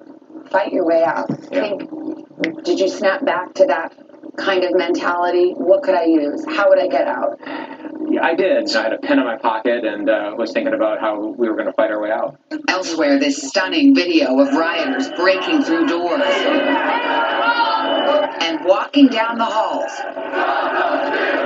All filmed by ITV correspondent Robert Moore. They were intoxicated with the sense that they had kind of outwitted the Capitol Police, this sense that they had defeated, if you like, the Washington establishment. Tonight, new images of protesters overwhelming police officers and the damage they left behind. This is where the Senate parliamentarian works. Senator Jeff Merkley tweeting this video of his ransacked office. And we're also learning more about the woman who was shot and killed by Capitol Police. Ashley Babbitt, seen here with a pro-Trump group heading toward the Capitol in this video obtained by TMZ. She was a decorated Air Force veteran who served in Iraq and Afghanistan. The officer who shot her has been placed on administrative leave pending an investigation. Meanwhile, members of Congress are now demanding answers about the massive security failure with crowds able to overrun what's supposed to be one of the country's most secure buildings. If this had been a military operation, all the commanders would have been instantly relieved of duty. Savannah, it is so striking to hear from military veterans in Congress about their experiences. Yeah, there are a lot of recent veterans who are now members of Congress who found themselves in that combat mindset again. One told us today, "I thought about, could I grab the Marine sword hanging in my office?" Battle mode in the last place they ever expected, Lester. Yeah, all right, Savannah Guthrie in Washington, thank you. There's late word the chief of Capitol Police is resigning as many members of Congress demand to know why the police were so outmanned by the huge mob. More on that, here's Tom Costello. The priority tonight for the FBI and D.C. police, finding the people who joined Wednesday's insurrection. Hundreds of officers and agents are now examining social media photos and video clips, asking the public, area hotels, and airlines for help. These images depict individuals engaged in various acts of violence. So far, prosecutors have brought charges against 55 suspects. 8 involve gun charges. One suspect arrested with a semi-automatic weapon and 11 Molotov cocktails. Another man has identified himself. 60-year-old Richard Barnett of Arkansas, pictured with his feet on a desk in Speaker Pelosi's office and holding one of her letters. Among the charges that prosecutors could press against the mob: trespassing, destruction of federal property, mail theft, federal rioting, assault on a police officer, federal gun charges, and insurrection. To date, the police union and members of Congress called for Capitol Police Chief Stephen Sund to step down. There was a failure of leadership at the top of the Capitol Police, and I think Mr. Sund, he hasn't even called us since this happened. In a statement, Chief Sund said the force was prepared for First Amendment protesters, but was met by assailants who attacked officers with metal pipes, discharged chemical irritants, and took up other weapons. Late today, Sund resigned. But Congress is demanding answers. Why weren't more Capitol Police officers deployed? Why weren't they wearing riot gear? And why did it take so long to request backup from D.C. police? Many asking why this video clip appears to show Capitol officers letting the mob through barricades. I was stunned. Couldn't believe what I was watching. Former NYPD Commissioner Bill Bratton. I think clearly there's going to be a lot of blame to go around, and I think quite clearly a number of people will, in fact, lose their positions as a result of this. Tonight, the FBI is investigating whether sensitive national security documents were stolen from the Capitol. When asked whether prosecutors may charge President Trump with encouraging the mob to storm the Capitol building, the DOJ said rather pointedly today, it is ruling nothing out. Lester? Yeah, we see those new barricades in place tonight. All right, Tom, thanks. The police response to rioters at the Capitol is being compared to the more aggressive police responses we saw during last year's social justice protests. But more on that, here's Gabe Gutierrez. When the rioters rampaged through the Capitol, communities of color couldn't help but notice something. Suppose this had been a Black Lives Matter rally. Suppose this had been people of color storming the Capitol. A large crowd of white demonstrators breaking into the hallowed halls of Congress. A stark contrast to the heavy, militarized police response to the unrest after the deaths of George Floyd and Breonna Taylor, when Kentucky State Representative Attica Scott was arrested herself. To see in D.C. that white mobs were able to take over the Capitol building and then to have this slow response from law enforcement, that was extremely disturbing. During the George Floyd protest, President Trump tweeted, "When the looting starts, the shooting starts." Yesterday, Go home. We love you. You're very special. this video of an officer posing for a selfie is also fueling anger. No one can tell me that if had been a group of Black Lives Matter protesting yesterday, they wouldn't have been treated very, very differently. We would have been met with tremendous force. Wayne Carbathan is a former member of D.C.'s National Guard. It just shows that people are more privileged than other people, colored people. It's as simple as that. Today, Michelle Obama described the difference in law enforcement responses as painful. Lester? Gabe Gutierrez tonight, thanks. The images of the Capitol have many people asking, how do we make sense of it? And how do we explain it to our kids? Here's Kevin Jones. The nation awoke and our flag was still there, but the aftershocks reverberate. It's a nightmare. It's a nightmare. From Chicago, it's heartbreaking. It's disgusting. It's ridiculous. It's a gross abuse of the system. To Atlanta. It's sad to watch our country almost being torn apart. Headlines shout chaos, insurrection, siege. Words never associated with American democracy. And if adults are having trouble comprehending this, what are we telling our children? I don't know how to put it to be honest. Schools now prepare to explain. In Denver, they will offer counseling. In New Jersey, teachers pledge it to be their duty to prepare students on how government should function. And in Chicago, Episcopal priest Eric Atakis prays with parishioners and has this advice for parents. You don't want to hide it, no. And you do want to make sure that they know that they are held close and safe. Tonight, many are also holding close that beacon of hope, so many believe their nation still represents. Kevin Tibbles, NBC News, Chicago. While most global leaders have reacted in horror, others are criticizing American values. Richard Engel is in London. How's this playing out, Richard? Lester, this was an absolute gift for dictators and strongmen around the world, a way for them to show that they're no worse than the United States. A militia leader in Iraq, whose supporters in the past stormed Iraq's parliament, had his followers out on the streets denouncing what happened. The president of Zimbabwe, who himself came to power in a coup, said the U.S. no longer has the moral authority to criticize him. Iran said that what happened showed that the U.S. electoral system is flawed. Russia, which has a president for life, criticized what happened. So America's rival saw an opportunity and they're taking it. Back with our investigation into the roots of the attack on the Capitol. Online, Extremist groups well known to law enforcement were calling for violence at the Capitol for weeks, according to an analysis done by Advanced Democracy Inc.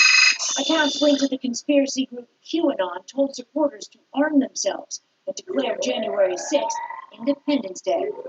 What we saw in the Capitol was really the internet come to life. So we saw Proud Boys, we saw QAnon people, we saw militiamen, all sort of convening at the president's call. A number of rioters openly displayed symbols associated with militia groups. and images embraced by white supremacists like the Crusader Cross and the Confederate flag. Police identified this man, a known QAnon conspiracy theorist, as a person of interest, and this man wearing a sweatshirt with a QAnon slogan. As recently as this fall, the Department of Homeland Security warned in its annual assessment that domestic violent extremists could mobilize quickly to threaten or engage in violence after the 2020 presidential election.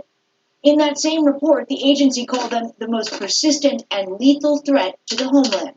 The intelligence was there, that the threat was articulated and known.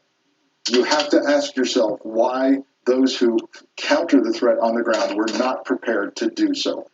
In other words, there were warnings. The storming of the Capitol should not have been a surprise. Stephanie Gosk, NBC News. Up next, new clues into how COVID spreads. We're learning more tonight about why COVID may be spreading so fast. Here's Miguel Almaguer. As a record number of Americans remain hospitalized, tonight a new JAMA study finds 59% of all COVID transmission comes from asymptomatic individuals. And now in San Diego County, an explosion of cases of the more contagious variant of the virus. Your risk is actually greater today than it was the day before yesterday and the day before that. With the National Guard deploying in hotspot states like Arizona and Mississippi to vaccinate healthcare workers, Los Angeles County remains the nation's epicenter. None of us want it to be over more than the people working in our hospitals. Outside LA, Methodist Hospital activating crisis standards of care. Patients here may have limited options for care and should consider advanced healthcare directives like a do not resuscitate order. At some hospitals, triage teams have even identified COVID patients unlikely to survive, who could be taken off ventilators and moved out of the ICU to make room for others. Tonight, this hospital may be the first in the area, but it likely won't be the last to initiate crisis standards of care. California is in need of a lifeline. All right, Miguel, thank you. We'll be back with some final thoughts. Finally tonight, has it ever happened to you? Something traumatic happens, a close call behind the wheel, for example, and only later, after that initial shock, does it strike you and sink in just how close you came to disaster? That's the feeling I woke up with this morning. I suspect I'm not alone. As I swipe through more harrowing accounts from those who were inside the Capitol, scan new pictures and video clips that emerged overnight, yesterday's trauma suddenly became fresh again. I shuddered to think just how close to the edge our democracy teetered in a sustained violent spasm of pure and simple revolt and terror. The fact that it happened at a time our country is already at its most vulnerable, suffering under this soul-crushing pandemic, is not only un-American, it's cruel. And to think that it was all fanned by a campaign of lies and phony conspiracies from guardians of democracy simply rips your heart out. Democracy, however, prevailed in the wee hours of the morning.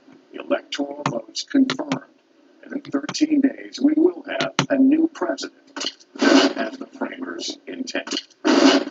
That's Nightly News for this Thursday. I'm Lester Holt. Thank you for watching, everyone. Please continue to take care of yourself and each other.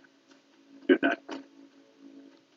Hey, NBC News viewers, thanks for checking out our YouTube channel. Subscribe by clicking on that button down here, and click on any of the videos over here to watch the latest interviews, show highlights, and digital exclusives. Thanks for watching.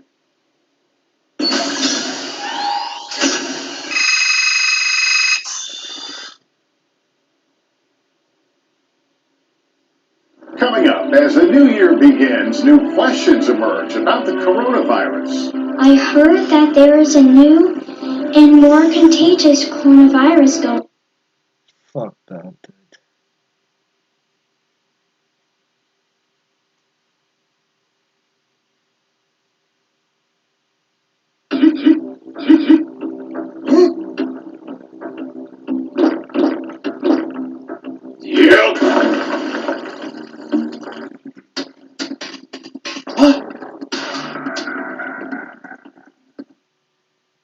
Yo, what is going on, everyone? So I'm back with another reaction.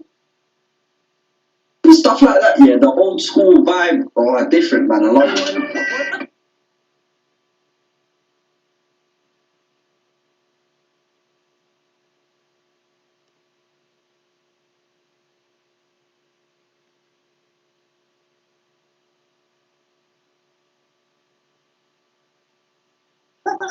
the Joe Rogan Experience.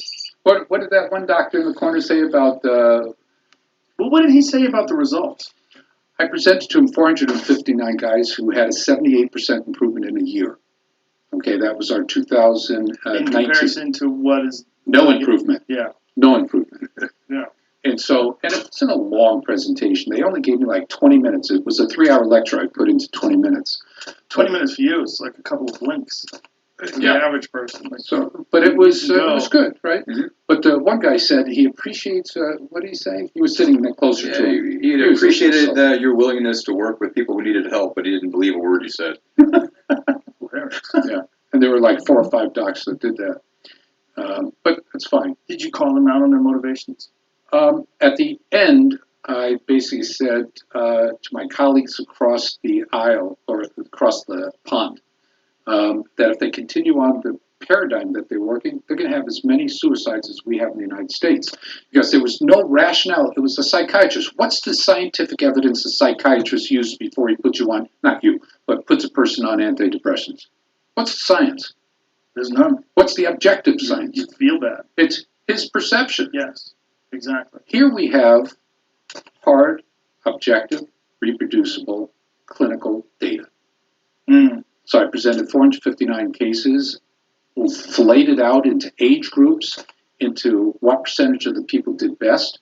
Our failures, I mean, we have failures. Our failures are 24 people out of 459 were due to their being on medication that blocked our treatment. There's certain medications we've learned. What medication? One called gabapentin. It interrupts GABA, which is extremely important for sleep. So it substitutes in. Did they put you on gabapentin? No. I believe so. Yeah, so I didn't go in. What's the benefit of gabapentin? For pain and for sleep, for chronic pain and sleep. That's what they're using it for. But the Surgeon General loved what he heard, and we actually won him over. Yeah, we're going to do this big study in Birmingham, England, like over 4 years. So the Surgeon General loved it. Yeah. And who didn't? The people who had control of the military project at Imperial College. Scientific advisors. The scientific advisors. Because you just threw a monkey wrench into all of their work. Yeah. When his name is Colonel Tim Hodgins. That's the guy who had the problem? Pardon? That's the guy who had the problem? No, he loved what. He's the Surgeon General. He's the Surgeon General designated him to talk. Reed. Alistair Reed was the Surgeon General. Shout out to Alistair Reed. Yeah. So yeah, he feels like truth. Yeah, let's do it. Yeah. So shut those guys. Like he came in, shut him up, and said, "We're doing this. We're doing it in Birmingham." Really? So what I promoted to do is. They since got shut down. They shut us down. Yeah, they shut us down. Why did they shut you down? They came back afterwards, the advisors, and worked however they worked it, and got them to agree that they didn't want someone from the Americas coming over. Isn't that always the case in a movie, where you have these like stiff British intellectuals who just don't buy all this new research? Like we were in real time. Yes. Yeah. Do you know the story of hilarious stereotypes? Do you know the story of Igor? Dropped his last name. Anyway, he was at the first OB hospital in Austria, and Semmelweis is his last name. Semmelweis. He was an obstetrician, gynecologist. And during that time, they would go from cadaver dissection into doing vaginal exams on these pregnant women getting ready to deliver. And they had a very high occurrence of what's called crib death, where they died because they didn't understand at that time, they didn't have postulate. What year was this? 1700. They didn't. Put lemon juice and lye together and we'll wash our hands. And he took a 20% death rate down to less than 1%. And he did a thesis on this and presented it to the first obstetrician gynecological hospital in Austria. And what they did was they refuted his results. Why? If they admitted that what he was doing, all it took was washing the hands, because what did they say during those times? It was God's will. It was God's will, the reason why the person died. And it was also admit that they were doing things wrong. They didn't want to acknowledge the fact that here's a guy that's an unknown guy. I'm unknown. I don't have credentials like these people we went up against. And he was able to solve the problem, but they refuted it. Okay, like Admiral Small from the British Admiralty. He's the one who treated the first nutritional illness called scurvy. But it took 50 years for the Admiralty to recognize it because they didn't want to believe it took, that's how they got the name limeys. They didn't, all you need is vitamin C in order to avoid scurvy. So the doctors... That's where limeys comes from? That's right. Stop doing cardio. Just stop. Hi, I'm Mark McKillier. I'm a 57-year-old personal trainer, and yes, I'm telling you to stop doing cardio. That's because traditional cardio just doesn't work when it comes to getting fit, especially for guys around my age. So just click the button below, answer 4 quick questions, and see if my system is a fit for you.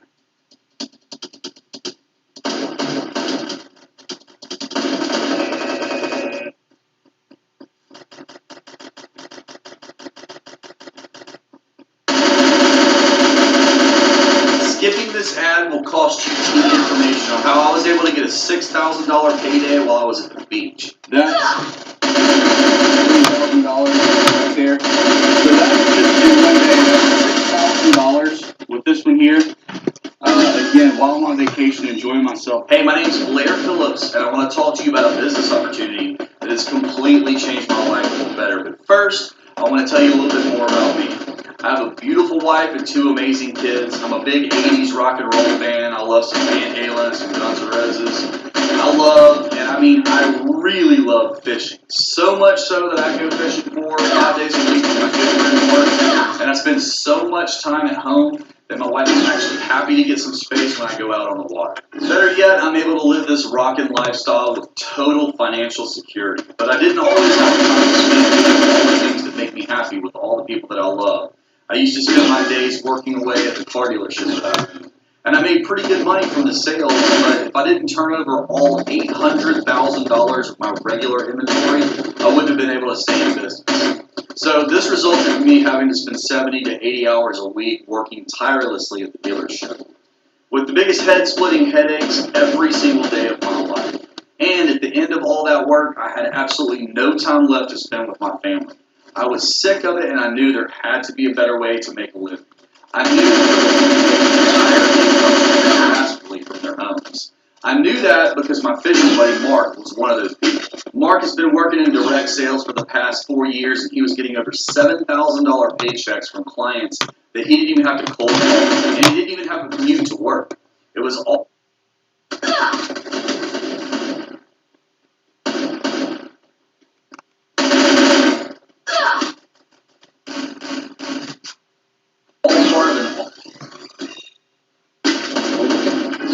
Yeah. It's in my book, my first book, Interventional Endocrinology. I talked about these cases because they talk about the paradigms and how difficult it is to get one generation of medical caregivers to change what they've been indoctrinated in and fixated on, something more modern that resolve. So it would be admitting that what I've been doing was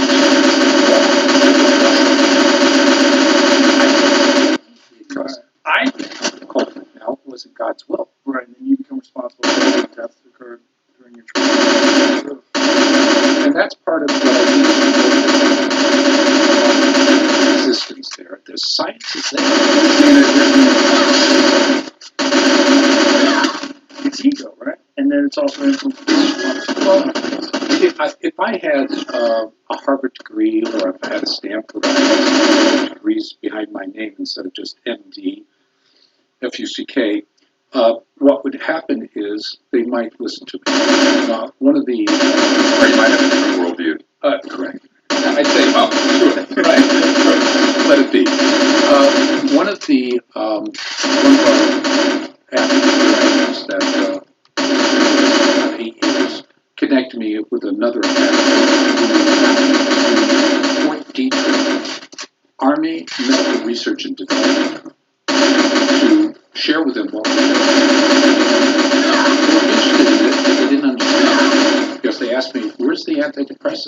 the anti-anxiety medications. They're looking for maintaining the status quo. The only way we're going to improve this is for people to open up and look at the science and say, I didn't know about this.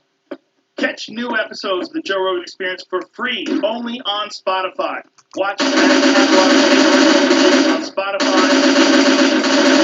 Easily switch between video and audio experience. On Spotify, you can listen to the JRE in the background while using other apps and can download episodes to save on data costs. All Spotify is absolutely amazing. You don't have to watch JRE episodes.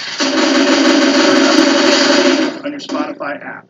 Go to Spotify now to get this full episode of the Joe Rogan.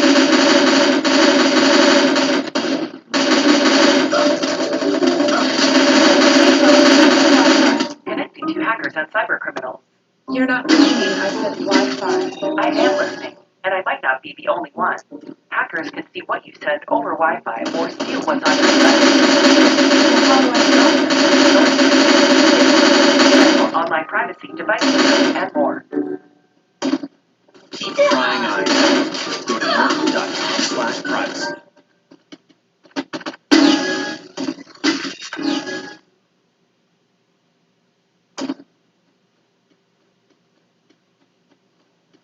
Massachusetts homeowners, if you have a power meter like this on the side of your house, you can get paid to go solar at absolutely no cost to you. It doesn't cost anything to get the solar panels installed, and the power will actually make your meter run backwards, which will erase your energy bill forever, plus you'll get paid.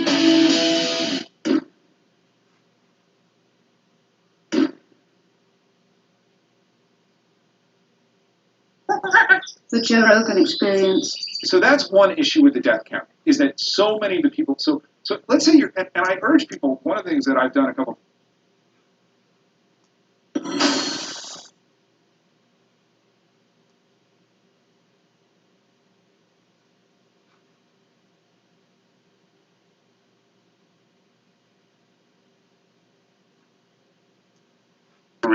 through the process of negotiating this Brexit deal, there's particularly the commitment in the so-called internal market deal to breaking international law and breaking a commitment already made. So Britain can only achieve that through practical action, i.e. what British companies, what British citizens do and how they behave. If Britain can make a success out of Brexit, that will pose a challenge to the European Union. But at the moment, it doesn't look to me, particularly politically, whether Britain is capable of turning Brexit into a success, because the British government is that incapable of setting a direction, let alone actually implementing what it says it seeks to achieve.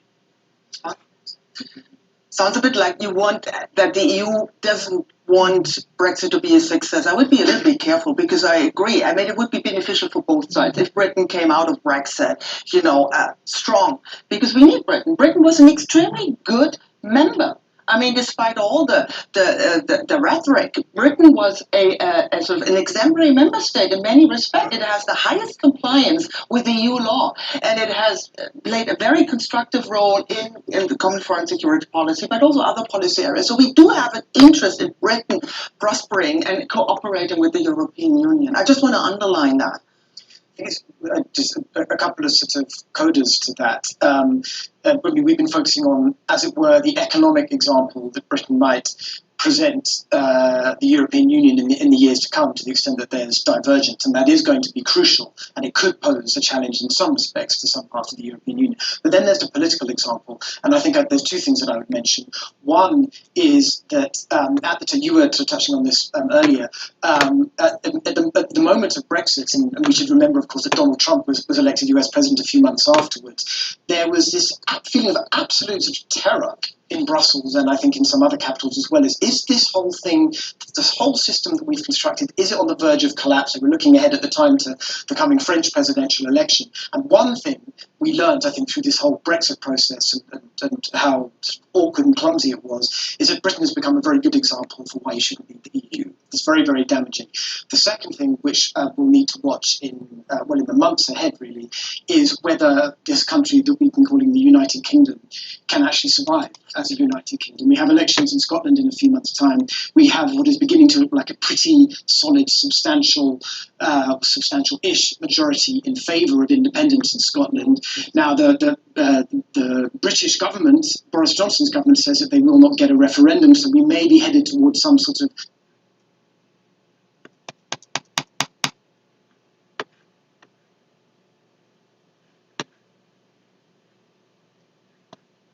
political crisis between London and Edinburgh there. But then, of course, we have the issue of Northern Ireland as well.